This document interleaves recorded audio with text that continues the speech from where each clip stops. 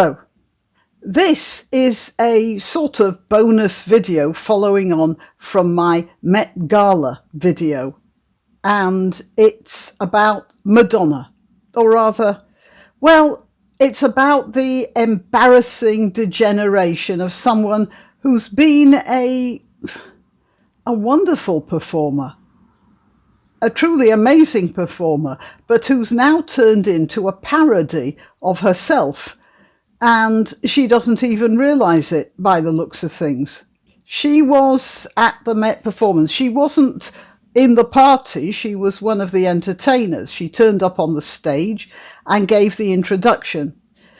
It was, of course, quite depressing to see her disporting herself in such a way, but at the same time, her costume rather did amuse me because, well, it reminded me very strongly of something else. You can't blame Madonna for not knowing this. She lives in the USA and she wouldn't have realised it. But this looks very much as if she was channeling a British comedy duo very popular in the 1970s and 80s called the Two Ronnies. That was Ronnie Barker and Ronnie Corbett. I don't know how many of you have seen them, but do try to check them out on the web and see what you can find.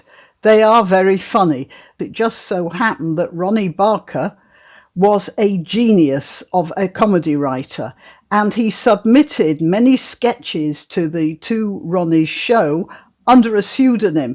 The pseudonym Gerard Wiley, I think he called himself. So I didn't even know he'd written half the material until after he died, and people were writing all sorts about him. Anyway, back to the show.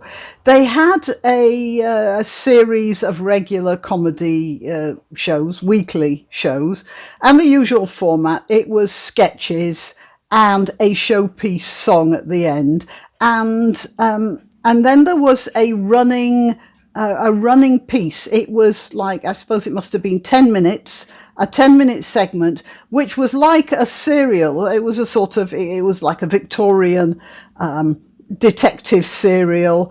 And it was always ridiculous, ridiculous plots. One of them was a series called The Worm That Turned. And it was 10 minutes in every show for the entire length of the series, of that season.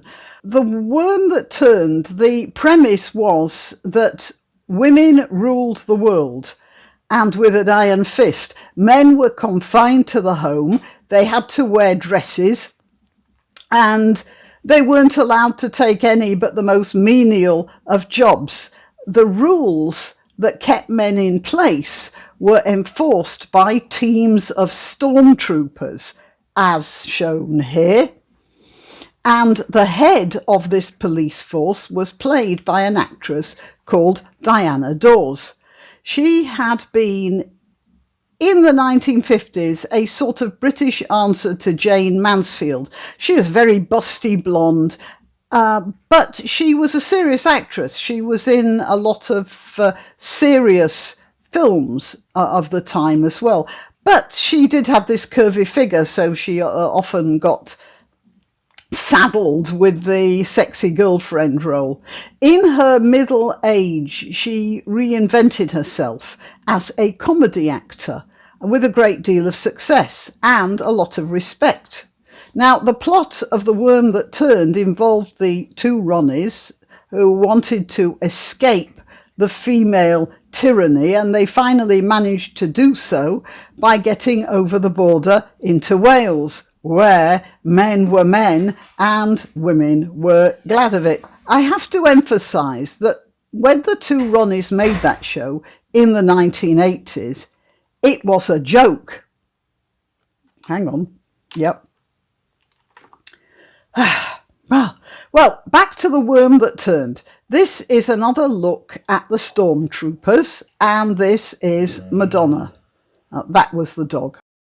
This is Dors in the role of the general, or whatever rank she was supposed to be. And this is Madonna. Even if Madonna hadn't known about the Two Ronnies, I mean, assuming she didn't, if she had any sense, she would have realised that that outfit is by now just a parody of herself. Diana Dors knew that. When she was playing the sort of role she played as the general, she knew she was taking a rise out of herself. But Madonna seems to think she can go on forever. I'm sorry, dear. It never works out like that. And it's really tragic to see that you can't see what a fool you're making of yourself. I'm really sorry about that. Why not treat yourself or a favoured relative or friend to these magnificent examples of merch? The mugs and t-shirts come in the Grannyopteryx design or Grambo with a firearm or the more deadly knitting needles.